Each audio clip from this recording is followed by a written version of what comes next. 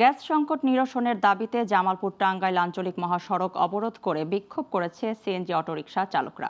সকাল থেকে মহাসড়ক অবরোধ করে বিক্ষোভ করে তারা। বিক্ষোভকারীরা জানায়, এলাকায় বিপুল সংখ্যক সিএনজি চালিত গাড়ির বিপরীতে মাত্র একটি গ্যাস পাম্প। প্রতিদিন দীর্ঘ লাইনে দাঁড়িয়ে থাকতে হয়। গ্যাস সংকটের কারণে ঘন্টার পর ঘন্টা অপেক্ষা করেও খালি হাতে ফিরতে হয় চালকদের। এতে আয় রোজগার বন্ধ হয়ে চরম ভোগান্তিতে পড়ছে তারা। এক পর্যায়ে পুলিশ বিক্ষোভকারীদের বুঝিয়ে যানবাহন চলাচল স্বাভাবিক করে। 3 কিলো রাস্তা গেছে গা পিছনে।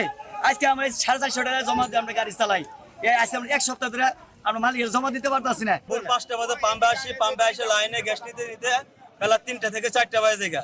ওই টাইমে পাম্পে থেকে বের হয়ে আমরা কামাই করবো কখন, সংসার চালাবো কখন, বা কিস্তি কখন দিব।